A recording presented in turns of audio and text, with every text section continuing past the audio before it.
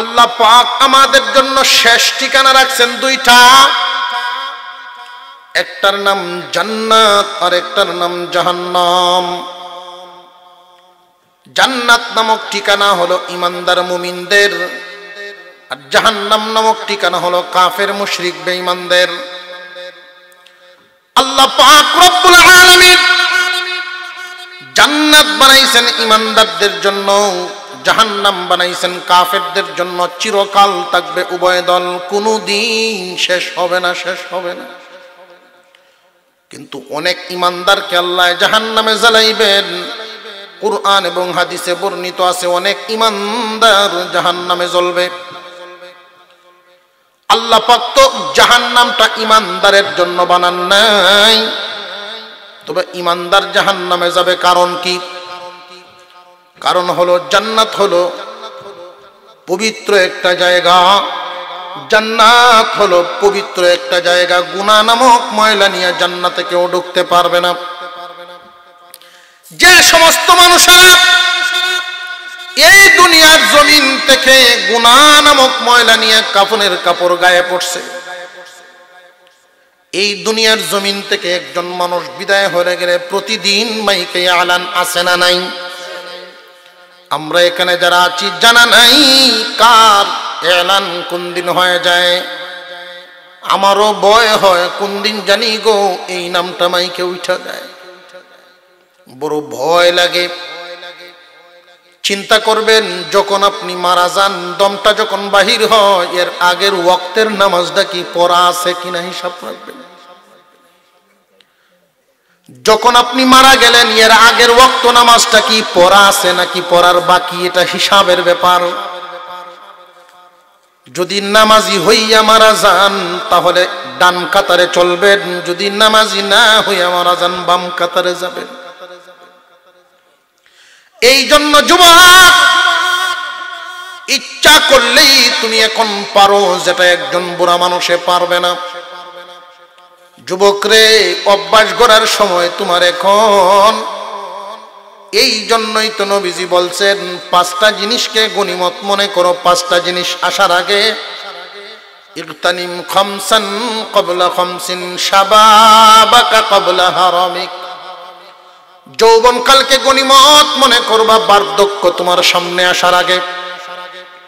যৌবনকালটারে গনিমত মনে করো বার্ধক্য আসার আগে। যুবক তুমি খুব হিসাব মিলাইবা। ফেসবুক, ইন্টারনেট, বিভিন্ন খবরের কাগজে দেখা যায় তোমার আমার মতো যুবক অনেক দুনিয়ার থেকে বিদায় হয়ে যাচ্ছে।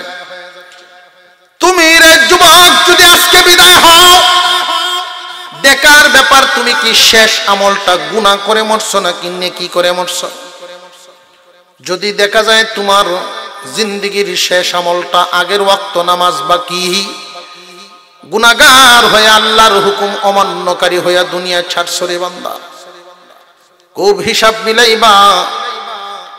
আত্মীয় স্বজন সব তোমার বাড়িতে ভিড় করবে আইসা তোমার বিদায় দেওয়ার জন্য। এইখানে আমরা যারা আছি এই বয়সের মানুষ দুনিয়ার থেকে বিদায় হয়নি না হয় না? আরো জোরে কন। মানুষ চতুর্দিক থেকে আত্মীয় স্বজন আসতে থাকবে, বলবে কালকে না দেখলাম কত সুস্থ মানুষ, আজকে কেমনে বিদায় হয়ে গেল। কত মানুষ কতভাবে দুনিয়া থেকে বিদায় হয়ে যাচ্ছে। আত্মীয় স্বজন, বন্ধু বান্ধব তোমার লাশটারে বিদায় দেওয়ার জন্য তোমার বাড়িতে পাগল পারা হয়ে ছুটে আসবে। তোমার লাশ বালিশ ছাড়া খাটের উপরে শুয়ে থাকবে রে বান্দা। পুরাতন একটা চাদর দিয়া বডিটারে ডাইকা রাখবে। বিছানার কোনো নতুন চাদর, আলমারির থেকে কোনো কাপড় নামাবে না। একদল মানুষ পানি গরম করবে, আর একদল মানুষ বাঁশ কাঠ কাটতে থাকবে, আর একদলে তোমার ঘর কবরটা বানাইতে থাকবে। এই দুনিয়ার জমিন থেকে বিদায় হওয়াই লাগবে। আত্মীয় স্বজন তোমারে গোসল দিয়া কাফনের কাপড় পরাইয়া জানাজার নামাজ দিয়া এই যে মসজিদের পালকিতে উঠাইয়া চিরবিদায় কবরের মধ্যে যে তোমারে শোয়া দিবে। এই দুনিয়ার জমিনে সব কিছু জায়গায় পড়ে থাকবে, তুমি না তাকাতে কোনো কিছুই থামবে না, কোনো কিছুই আটকিবে না, সব যার যার গতিমতোই চলতে থাকবে রে বান্দা। শুধু তুমি নেই, তুমি যে নাই কি নিয়ে গেলা এটাই হলো হিসাব, তুমি সাথে কি নিয়ে গেলা এটাই হলো দেখার ব্যাপার। যদি তোমার জীবনের শেষ আমলটা ভালো করিয়া যাও, যদি তোমার শেষ জীবনের কথাটা ভালো কথাটা বলিয়া যাও, জীবনের শেষ কথাটা কি বলিয়া দুনিয়ার থেকে বিদায় হইছো দেখার ব্যাপার। দুনিয়ার শেষ আমলটা কি করিয়া বিদায় হইছো এটা দেখার ব্যাপার। বান্দা এই জন্য মৃত্যুকে সব সময় কাছে রাখবা, যে মরণ যে কোনো সময় হতে পারে। মৃত্যুর জন্য প্রস্তুত থাকো, ভালো কাজ করিয়া রাখো। নামাজ ওয়াক্ত হয়ে গেছে আদায় করে ফেলো, ওয়াক্ত হয়ে গেছে আদায় করে ফেলো, বাকি রেখো না, কারণ কখন আজরাইল আসে তুমি জানো না। দুনিয়ার জমিন থেকে তুমি নামাজি হয়ে যখন বিদায় হইবা, আল্লাহ পাক রব্বুল আলামিন বান্দার গুনাহ নিয়ে দুনিয়া থেকে বিদায় হোক, আল্লাহ এটা চায় না। আল্লাহ পাক আমাদেরকে দয়া করে ইমানদার মুমিনের ঘরে জন্ম দিয়েছেন। এই মুমিন বান্দা তার ঠিকানা হবে জান্নাত, কাফেরদের ঠিকানা হবে জাহান্নাম, এটা শেষ ঠিকানা। কিন্তু এর আগে মুমিন এই দুনিয়াতে গুনাহ নামক ময়লা যদি থাইকা থাকে, প্রতি ওয়াক্তে নামাজ পড়িয়া পড়িয়া তওবা করবা, প্রতি ওয়াক্তে নামাজ পড়িয়া পড়িয়া তওবা করবা। 5 ওয়াক্ত নামাজি যেই ব্যক্তিটা হয়ে যায়, আল্লাহ পাক রব্বুল আলামিন মুমিন বান্দার সিফত বর্ণনা করতে গিয়া বলেন, যে সমস্ত মানুষ নামাজ কায়েম করে ফেলে, অঙ্গ প্রত্যঙ্গ খুব ভালো করে বুঝবেন, একজন নামাজি নামাজ পড়লে কিন্তু সারাটা বডি নামাজে ব্যবহার হয়। কপাল থেকে নিয়ে পায়ের পাতা পর্যন্ত পুরা বডিটা নামাজে লাগে না লাগে না। 5 ওয়াক্ত নামাজ যেই ব্যক্তিটা সময় মতো আদায় করবে, জোহর থেকে আসর, আসর থেকে মাগরিব, মাগরিব থেকে এশা, এশা থেকে ফজর, ফজর থেকে জোহর, 5 ওয়াক্ত নামাজ আদায় করবে। মাঝখানে শয়তানের দুকায় যদি গুনাহ হয়ে যায়, নামাজ কায়েমকারীর জন্য আল্লাহ বডি দ্বারায় যত গুনাহ মহান আল্লাহ মাফ করিয়া দেন। বান্দারে আল্লাহ চান না কোন বান্দার আমল নামায় গুনাহ নিয়া দুনিয়া ছাড়ে। কেন জানেননি? আল্লাহ রাব্বুল আলামিন মুমিন বান্দাকে জাহান্নামে জ্বালাইতে চান না। মুমিন বান্দার ঠিকানা রাখছেন জান্নাত, কিন্তু গুনাহ নিয়ে যদি দুনিয়া ছাড়ে, সরাসরি জান্নাত দেওয়ার কোনো ব্যবস্থা নাই। কারণ জান্নাত পবিত্র জায়গা, ওই পবিত্র জায়গায় তো তোমার অপবিত্র গুনাহ নামক নাফাক দিয়ে দিবেন না। এই মুমিন বান্দা যদিও তুমি জান্নাতি, সাথে গুনাহ নামক ময়লা থাকার কারণে এই মুহূর্তে জান্নাত পাবে না। তোমাকে জাহান্নামে নেওয়া হবে জ্বালাইবার জন্য, জাহান্নামের আগুনে জ্বালাইয়া তোমারে পবিত্র করা হবে। এই দুনিয়ার জমিনে লক্ষ্য করে দেখবেন, লাকড়ি পুরাইলে কয়লা হয়, স্বর্ণ পুরাইলে কাটি হয়, ঠিক না বেটি? লাকড়ি পুরাইলে কয়লা হয় আর স্বর্ণ পুরাইলে কাটি হয়, কাঠ বাহির হয়ে যায়। এই জন্য ইমানদার গুনার কারণে, গুনাহ নামক ময়লা লইয়া দুনিয়া ছাড়ার কারণে তোমাকে খাঁটি করার জন্য, গুনাহ নামক ময়লা দূর করার জন্য জাহান্নামে জ্বালানো হবে। জাহান্নামে জ্বালাইয়া তোমাকে পবিত্র করা হবে। জ্বালাইবেন কি পরিমাণ? যার অপরাধ যেই পরিমাণ, জাহান্নামে জ্বলবা কি পরিমাণ? যার অপরাধ যেই পরিমাণ। এই জন্য আল্লাহ পাক দুনিয়ার জমিনে বান্দার গুনাহ মাফ করার জন্য অনেক রাস্তা রাখছেন। ক্বালান নবী সাল্লাল্লাহু আলাইহি ওয়াসাল্লাম, কোন মানুষ যদি, আল্লাহর নবী বলেন, মান হাজ্জা লিল্লাহ লাম ইয়ারফাত ওয়া লাম ইয়াফসুক রাজা'a কায়াউমি ওয়ালাদাতহু উম্মুহু। একজন মানুষ যদি আল্লাহর সন্তুষ্টির জন্য হজ পালন করে, কার জন্য হজ করে? ঘুমাই যেতেছেন কি আপনারা? ঘুম ভাঙানির ওয়াজও করুন লাগে। হজ কার জন্য করুন? এই জমিনে আল্লাহ ছাড়া ভিন্ন কারণে হজ করইয়াও আছে, হইতাম নি কিছু। দেখবেন হাজি সাহেব কইলে চা খাওয়ায়, হাজি কইয়া ডাক দিলে বেটা চা খাওয়ায়, খুশি হয়। দুইজন হাজি একসাথে মিললিয়া একজন আর একজনের কয় তুমি আমারে হাজি সাহেব ডাকো, আমি তোমারে হাজি সাহেব, হামতে তো প্রচার হইব।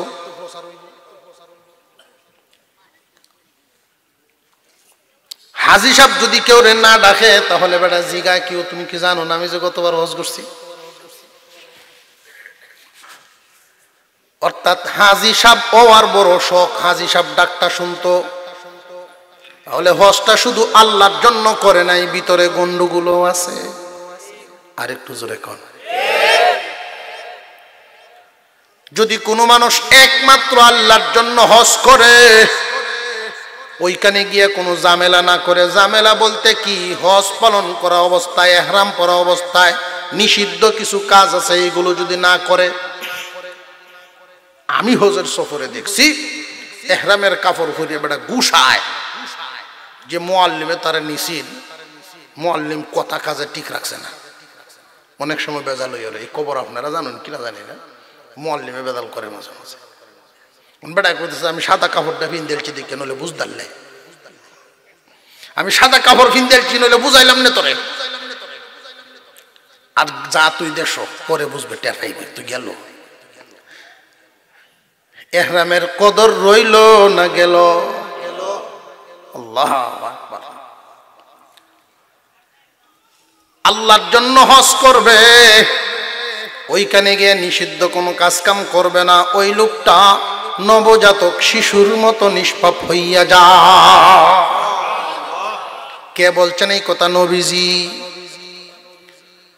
আপনারা প্রশ্ন করতে পারেন হুজুর গুনাহ মাফের রাস্তা তো তাহলে ধনীদের জন্য খোলা, যারা ধনী মানুষ ওরা হজ করিয়া গুনাহ মাফ করাইয়া লাইব না। আল্লাহ যদি না চান যে কেউ হজ করতে পারে না, কত ধনী হজে যাইতে পারে না, তাও আছে না নাই? আল্লাহ যদি চান ধনীর আগেও গরিবরে হজ করান। আমরা সাথে ছিলেন একজন মানুষ রিক্সাওয়ালা হাজি, রিক্সা চালায় বেটা হজে গেছে গা, মিনায় তার সাথে দেখা। বেটা আমার কো ভাই সব সিরা খাইবাইন, যেই কিছু সিরা খাইবাইন বুঝলে যে ময়মনসিংহের লোক। আমি ডাকি চাই এদিকে, বাড়ি কই? হালুয়াঘাট। সুরত সারত তো বোঝা যায় না, তুমি আইসো কেমন? এটা এমনি চোখের পানি ছেড়ে দিছে। আমার ছেলে মেট্রিক পাশ করে, গরিবের ফুট কষ্ট করে পড়াইছি মেট্রিক পর্যন্ত, মেট্রিক পাশ করে গার্মেন্টস ভর্তি হয়েছে। তো এই গার্মেন্টসে সে ডিউটি করে এমন ভালো, সবাই তার প্রতি খুশি। 5 ওয়াক্ত নামাজও পড়ে আমার ছেলে। তো লটারি হয়, এদের গার্মেন্টসের মালিক নামাজি মানুষ, হাজি মানুষ। তো প্রতি বছর 15,000 শ্রমিক কাজ করে এখানে। এদের মধ্য থেকে লটারি দেয় 10 জনকে হজ করায় মালিকের খরচে প্রতি বছর। এই 10 জনের মধ্যে আমার ছেলের নাম এই বছর উঠছে। আমার ছেলে মালিকরে আবদার করছে, মালিক আমি যাব না, আমার আব্বারে নিয়ে যাও। মালিক শুনে খুব খুশি হয়েছে। ছেলে বলতেছে, ও মালিক আমি কি জীবনে কামাই আমার বাপরে হজ করাইতাম পারি কিনা জানি না, এই সুযোগ যেহেতু হয়ে গেছে এই সুযোগটা আমারে দেন, আমার আব্বারে পাঠাইতাম। মালিক খুব খুশি হয়েছে, হইয়া আমারে কবুল করে নিছে। নইলে আমি তো এই হাতটি এখনো শক্ত, রিক্সার হ্যাটেল ধরতে ধরতে আল্লাহর ঘর তো অফ করবো আমি কেমনে? আল্লাহ এইভাবে কবুল করে রাখছে। বহুত বড় লোক হজ নসিব হয় না, আছে না নাই? কোন মানুষ যদি আল্লাহর জন্য হজ করে আল্লাহ খুশি হয়ে যান, তার জিন্দেগীর সমস্ত গুনাহ আল্লাহ মাফ করে দেন। আর একটু জোরে কম। 1 নাম্বার পদ্ধতি, আল্লাহ চান বান্দা তোমার জিন্দেগীর গুনাহ মাফ করায়া কবরে আও। ইমানদার গুনাহ নিয়ে কবরে যাক আল্লাহ চান না। দুই নাম্বার পদ্ধতি রাখছেন, যেই পদ্ধতি সকলেই গ্রহণ করতে পারে, ধনী হোক গরিব হোক, প্রতি বছর ঘুরে রমজান মাস সামনে হাজির হয়। কোন মানুষ যদি রমজানের পবিত্রতা রক্ষা করে রমজান মাস পার করে, ঈদের দিন সকাল বেলায় ঈদগাহে যখন মানুষ যান, আল্লাহ পাক রব্বুল আলামিন তখন ডাক দিয়ে বলেন, ফেরেশতারা রে, যেই দিন মজুর মালিকের কাজ ঠিক মতো আদায় করে, মালিকের উচিত কি? ফেরেশতারাই বলে, আল্লাহ মালিকের উচিত মজুরি আদায় করা। রে ফেরেশতারা, আমার চাইতে উত্তম কোন মালিক আসেনি না, আপনার চাইতে উত্তম দয়ালু কোন মালিক নাই। তাহলে তোরা সাক্ষী থাক, যারা রমজানের পবিত্রতা রক্ষা করেছে, আমি আল্লাহ এদেরকে নিষ্পাপ নবজাতক শিশুর মতো বানায়া দিলাম। রমজানের পবিত্রতা রক্ষা করার দ্বারা গুনাহ মাফ হইল না হইল না? রমজানের পবিত্রতা কেমনে রক্ষা হয় এটা তো আর বোঝানো লাগতো না। রোজা রাখে না রাখে, নামাজ পড়িয়া না পড়িয়া, সব কিছু রক্ষা করিয়াই তো। রোজাও রাখে, টেলিভিশনও দেখে, নাফাক জিনিস দেখে, নাজায়েজ জিনিস দেখে, তাহলে কি রোজার হক আদায় হইল? রমজান মাসের পবিত্রতা রক্ষা করা যুবক, রমজান সামনে আসতেছে, ভিডিও মোবাইলের ইউটিউব গুগল যা আছে সব তালা মেরে তুলে দিবা, যে আমি পবিত্রতা রক্ষা করতাম, একটা মাস জিন্দিগির গুনাহ আমি মাফ করাই লাইতাম। যদি রে হিম্মত করে খাটাইতে পারো, দেখবা তুমি নিজেরে পবিত্র বানায় ফেলবা। রমজান মাস জিন্দিগির গুনাহ মাফ। এখন মাঝখানে তো এমনও হয় যে হুজুর রমজান মাস পাইছি, আরেক রমজান পাই কি জানি না, রমজানের মাঝখানে কিছু গুনাহ তো হয়ে গেল। বছরের মাঝখানে এক রমজান থেকে আরেক রমজান একটা বছর। হুজুর মাঝখানে যদি গুনাহ হয়, শয়তানের দুখায় পরে অন্যায় করে ফেলছি, এখন কি করতাম? আল্লাহ বলেন, বান্দারে আল্লাহর রহমত থেকে নিরাশ হইও না, আল্লাহর রহমত থেকে নিরাশ হইও না, তওবা করো, জিন্দেগীর গুনাহ আল্লাহ মাফ করে দিবেন। বেশি বেশি করে তওবা করা, যেমন আস্তাগফিরুল্লাহ। আল্লাহর পয়গম্বর তওবার ব্যাপারে বলছেন, ক্বালান নবী সাল্লাল্লাহু আলাইহি ওয়াসাল্লাম, আত-তাইবু মিনাজ যামবি কামান লা যামবা লাহু। কোন বান্দা যদি তওবা করে, আল্লাহর বান্দা যদি তওবা করে, আল্লাহ এতটা খুশি হন রে মানুষ, যেন তার জিন্দেগিতে কোনো গুনাহই নাই। এমন ভাবে আল্লাহ তারে মাফ করেন যেন সে কোনো গুনাহ করেই নাই, এমন ভাবে মাফ করে দেন। আপনাদের এই এলাকার কোন একজন মানুষ যদি এমন থাকেন যিনি বিয়েই করেছেন বয়স্ক হইয়া, আজকাল তো 20 বছরের সময় ছেলেরা বিয়ে করে, আবার 30ও তো আছে, এমনও হয়নি না হয় না। 30 বছর বয়সের সময় একজন মানুষ বিয়ে শাদী করলো, সন্তানাদি হয় না, 10 বছর চলে গেছে, হয় না। এই মানুষটা মসজিদে গিয়া কান্দে, মাদ্রাসার মাহফিলে গিয়া কান্দে, তাফসীরে গিয়া কান্দে, আলেম ওলামাদের কাছে দোয়া চায়, হুজুর দোয়া করেন, বিঠায় বাতি জ্বালানোর কোনো মানুষ নেই। প্রায় 15 বছর পরে আল্লাহ পাক তাকে একটা ছেলে সন্তান দিল। এই ছেলে সন্তানটা কি বাবার কম আদরের না বেশি আদরের? কত আদরের সন্তান! কুলে নিয়ে বাজারে যায়, কুলে নিয়ে বেড়াইতে যায়, বুকের উপরে নিয়ে ঘুমায়, কত আদরের সন্তান। 5 বছর বয়সের সময় ছেলেটার নিয়ে মাদ্রাসায় ভর্তি করেছে। যতক্ষণ হুজুর তারে পড়ায়, মাদ্রাসার বারান্দায় বাবা বইয়া থাকে। এত আদরের সন্তান, এই সন্তানকে কোরআনের হাফেজ বানাবে, এই হলো তার মনের আশা। মুরব্বীদের মুখে শুনছে, ক্ষেতের মতো একটা ক্ষেত যদি বছরের খোরাক যায়, পুতের মতোই একটা পুত মরলে যদি হাত উঠায়, 10টা তো গেলে তো লাভ নাই, একটাও মনে করে না, একটাও কোনোদিন কবর জিয়ারতে যায় না, একটাও দান খয়রাত করে না মা বাপের নামে। এই ছেলেটারে হাফেজ বানাবে বাবার ইচ্ছা।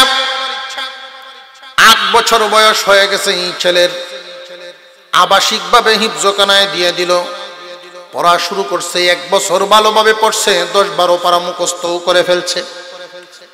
হঠাৎ করে একদিন মাদ্রাসার শিক্ষকে বাড়িতে খবর পাঠাইছে, আপনার ছেলে তো মাদ্রাসায় নাই, বাড়িতে গেছেনি?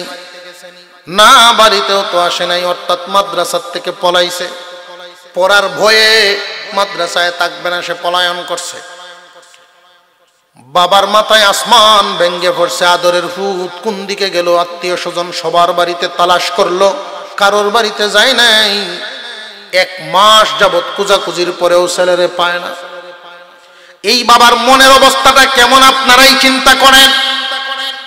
তালাশ করতে লাগলেন চতুর্দিক, খুঁজতে খুঁজতে কোনো জায়গায় যখন পায় না, অবশেষে এই লোকটা টাকা পয়সার সাথে নিয়ে বাড়ি থেকে বাহির হয়ে যাওয়ার চিন্তা ভাবনা করতেছেন। আশপাশের মানুষ তারে বোঝায়, ধৈর্য ধরো, যে ধৈর্য আমি কার জন্য ধরবো? একটা সন্তান আল্লাহ দিয়েছে, এই সন্তানটাই বাড়ি ছাড়া হয়ে গেল, এই বাড়িতে আমি থেকে আর কি করব? খুঁজি যদি কোনোদিন পাওয়া যায়। মনের দুঃখে ঘরের থেকে বাহির হয়ে গেলেন, নিরাশা হৃদয় নিয়া আল্লাহর উপরে ভরসা কইয়া উনি রওনা দিয়া দিলেন। জানে না কোথায় আছেন ওনার জানা নাই। উনি চলে গেলেন নাইট কোর্সে, চলে গেলেন ঢাকা শহর। ওই শহরের অলিতে গলিতে খুঁজেন, সারাটা দিন না খায়া, রাত্রে ঘুম নেই, সারাদিন না খাওয়া অবস্থায় খামাকা রাস্তা দিয়ে হাঁটে আর হাঁটে। মনের দুঃখে কোথায় আছে ছেলে জানা নাই। বিকাল বেলায় সন্ধ্যার আগ মুহূর্তে একটা হোটেলে ঢুকলো, ক্ষুধার কারণে পা চলে না। এমত অবস্থায় এই হোটেলের মধ্যে ঢুকে উনি অর্ডার করলেন, আমারে কিছু নাস্তা দেন। হোটেলের ম্যানেজার কর্মচারীদেরকে হুকুম দিল যে একটা রুটি আর 1 গ্লাস পানি উনারে দাও। এমনি একটা রুটি আর 1 গ্লাস পানি উনার টেবিলে যেই কর্মচারী নিয়ে গেছে, তাকায় দেখে তার নিজের সেই ছেলেটা, এই সন্তান তার সামনে রুটি আর নাস্তা নিয়ে হাজির। এই হোটেলে চাকরি করে এই ছেলে কল্পনাও করতে পারে নাই বাবায় যে তার সন্তান কি অবস্থায় পাবে। জড়ায় ধরছে বুকের সাথে, বাবা বাড়িতে এত কিছু রেখে তুই আজকে এখানে? আমি তো জিন্দা অবস্থায় মুর্দার মতো চলাফেরা করি। হোটেল ম্যানেজার ঘটনা শোনার পরে নিজেও কান্দে, কারণ তারও তো সন্তানাদি আছে, সন্তান কি জিনিস সেও বুঝে। এই যে বাবা কতটুকুন খুশি হইলেন তার সন্তানটা পায়া, মনের অবস্থাটা কেমন হইল। হুজুর সাল্লাল্লাহু আলাইহি ওয়াসাল্লাম উদাহরণ দিয়া, উট হারানোর, উট রাকালের সাথে উদাহরণ দিয়া বুঝাইছেন। হাদিস শরীফের মধ্যে ঘটনা এনে আল্লাহর রাসূল বুঝাইলেন, যদি দুনিয়ার কোন গুনাহগার উম্মত গুনাহ করার পরে তওবা করে আবার ফিরে আসে, আল্লাহর আশ্রয়ে চলে আসে, আল্লাহ ভুল করেছি, জীবনে আর কোনোদিন ভুল করব না, চোখের পানি ছেড়ে দিয়া যখন বান্দায় কাঁদিয়া দেয়, ওই বাবা সন্তান ফিরে পাওয়া বাবার চাইতেও মহান আল্লাহ কোটি গুণ বেশি খুশি হইয়া যায়। বান্দা বেশি বেশি করে আস্তাগফিরুল্লাহ পড়া। আস্তাগফিরুল্লাহ পড়তে পড়তে বান্দার জবানের দাম বেড়ে যায়। মানুষের জবানের দাম এত বেড়ে যায় আস্তাগফিরুল্লাহ পড়ার কারণে।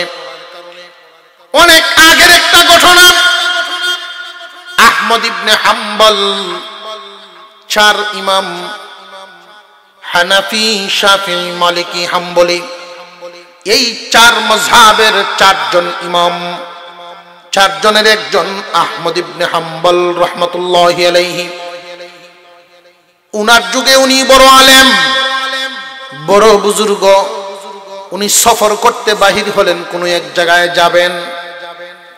যাইতে যাইতে যাইতে যাইতে অনেক দূর পর্যন্ত চলে গেলেন, যেখানে ওনার কোনো আত্মীয় স্বজন নাই। নাম বললে হয়তো অনেকেই চিনবে, কিন্তু আহমদ ইবনে হাম্বল ওনার অভ্যাস ছিল নিজেকে চুপায়া রাখা, প্রকাশ না করা। কাউকে গিয়ে ইচ্ছা করে পরিচয় দিতেন না যে আমি আহমদ ইবনে হাম্বল, কারণ মানুষ পেরেশান হয়ে যাবে ওনাকে সেবা যত্ন করার জন্য। আহমদ ইবনে হাম্বল সফর করতে করতে অনেক দূর চলে গেলেন, এমন জায়গায় গেলেন যেখানে তাকে কেউ চিনে না। রাত হয়ে গেছে, সার নামাজ পড়লেন একটা মসজিদে। মসজিদের মুয়াজ্জিন বলতেছেন, ভাই সব বাহির হয়ে যান, তালা লাগায় ফেলবো। আহমদ ইবনে হাম্বল ভাবছিলেন মসজিদে কাটায় দিবেন রাতটা, কিন্তু না, মুয়াজ্জিন তো থাকতে দিচ্ছে না, মসজিদের বাহিরে বের করে দিলেন সবাইকে। আহমদ ইবনে হাম্বল রাহমাতুল্লাহি আলাইহি জিজ্ঞাসা করলেন, আপনাদের এখানে কি কোনো বাজার আছে? যেই বাজারে সারা রাত মানুষ পাওয়া যায়, এমন কোনো জায়গা আছে নাকি যে সোজা যাইতে থাকেন ওইখানে গিয়ে একটা বাজার পাবেন, যেই বাজারে সারা রাত মানুষ আসা যাওয়া করে? আহমদ ইবনে হাম্বল রাহমাতুল্লাহি আলাইহি তাসবিহ পড়তে পড়তে হাঁটতে হাঁটতে ওই বাজারে চলে গেলেন। প্রায় 11টা হয়ে গেল রাত। ওইখানে গিয়ে দেখেন বিভিন্ন দোকান খোলা আছে, এর মধ্যে একটা হোটেল, যেই হোটেলে রুটি ব্যবস্থা করা হচ্ছে, রুটি বাজবে, হোটেলে চুলা জ্বলতেছে। আহমদ ইবনে হাম্বল রাহমাতুল্লাহি আলাইহি মনে মনে ভাবলেন, ওই হোটেলের চুলার সামনে গিয়ে হাতগুলো একটু আগুনের তাপ লাগাই, এই আশায় উনি ওইখানে চলে গেলেন যুবকের সামনে। যেই যুবক হোটেলে রান্নার কাজ করে, কারিগর, হোটেলের এই রুটি বানানোর কারিগর, মুখভর্তি দাড়ি, সুন্নতি দাড়ি, একটা গেঞ্জি পরা, মাথায় একটা টুপি দেওয়া। আহমদ ইবনে হাম্বল দূর থেকে দেখেই বুঝতে পেরেছেন যুবক নামাজি হবে। এই যুবকের কাছে যখন গেলেন, যুবক রে, আমার এখানে একটু বসতে দিবানি? তোমার আগুনের চুলার পাশে বসলে আমি একটু আরাম পাবো, নিন আপনি এখানে বসেন। যেই যুবকের কাজের দিকে আহমদ ইবনে হাম্বল রাহমাতুল্লাহি আলাইহি উনি তাকায়া দেখতেছেন যুবকের কাজের পদ্ধতি। এই যুবক যে কাজ করতে লাগলো, বড় আশ্চর্য ব্যাপার, আশ্চর্য ব্যাপার। যুবক যখন ময়দার মধ্যে পানি ঢালে তখনও পরে আস্তাগফিরুল্লাহ আস্তাগফিরুল্লাহ।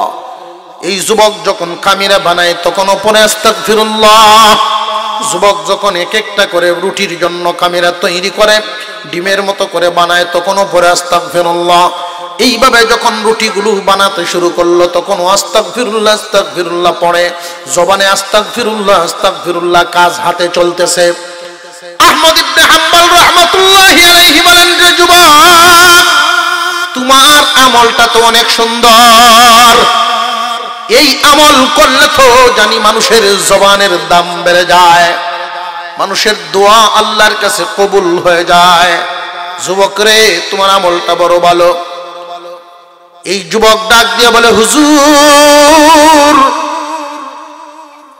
আল্লাহ পাক রব্বুল আলামিন আমার মনের সকল আশাই আল্লাহ পূরণ করেছেন। আমি আমার জীবনে যত দোয়া করেছি, কোনো দোয়া মিস হয় নাই, সব দোয়া কবুল হয়ে যায়। আস্তাগফিরুল্লাহ পড়ার কারণে হাদিসের প্রতি বিশ্বাস, আল্লাহ আমার সব দোয়া কবুল করে নিয়েছেন। তবে একটা আশা আমার বাকি আছে, এই আশাটা এখনো পূরণ হয় নাই, জানি না দোয়াটাকে কবুল হবে কিনা। আহমদ ইবনে হাম্বল বলেন, যুবক রে, এই দোয়াটা কোন দোয়াটা কবুল হয় নাই? আমি তোমার বাবার বয়সী মুরব্বী মানুষ, বলতে পারো? তোমার জন্য আমিও দোয়া করব। যুবকের চোখের টলমল করতেছিল তখন পানি। এই যুবক বলতেছিল, হুজুর, আমি আল্লাহর কাছে দোয়া করেছি, আল্লাহ যেন আমার মরণের আগে হলেও যুগ শ্রেষ্ঠ আলেম, যুগ শ্রেষ্ঠ ওলি আহমদ ইবনে হাম্বলের চেহারাটা আমার দেখায় আনেন। আহমদ ইবনে হাম্বলকে যেন দেখতে পারি, আল্লাহ যেন এই দোয়াটা কবুল করেন, এটা এখনো বাকি আছে। আহমদ ইবনে হাম্বল বসা থেকে দাঁড়ায় গেলেন, দুইটা হাত বাড়ায় দিলে বলেন, আরে যুবক, আয়, আমার বুকে আয়। আল্লাহ তোর এই দোয়াও কবুল করে ফেলেছেন। ঘুরে ঘুরে আল্লাহ আমাকে এখানে কেন আনলেন বুঝে ফেলেছি, আমি আহমদ ইবনে হাম্বল। আস্তাগফিরুল্লাহ পড়লে আল্লাহ মানুষের জবানের দাম বাড়ায়, দাম বেড়ে যায়, জবানের দাম বেড়ে যায়। আল্লাহ তাআলার দরবারে মানুষের দাম বেড়ে যায়। বেশি বেশি করে আস্তাগফিরুল্লাহ পড়বেন। আস্তাগফিরুল্লাহ পড়লে জবান পাক হয়, নাপাক কথার থেকে জবান হেফাজত হয়। যতক্ষণ সুযোগ পাবেন, অবসর থাকলে আস্তাগফিরুল্লাহ আস্তাগফিরুল্লাহ পড়বেন, মানুষের জবানের দাম বেড়ে যায়। আরবের মানুষ বেশিরভাগ সময় দেখবেন আস্তাগফিরুল্লাহ আস্তাগফিরুল্লাহ পড়ে। আল্লাহ পাক রব্বুল আলামিন যেন আমাদেরকে আমলের তৌফিক দান করেন, বলুন আমিন। আরো জোরে বলেন আমিন।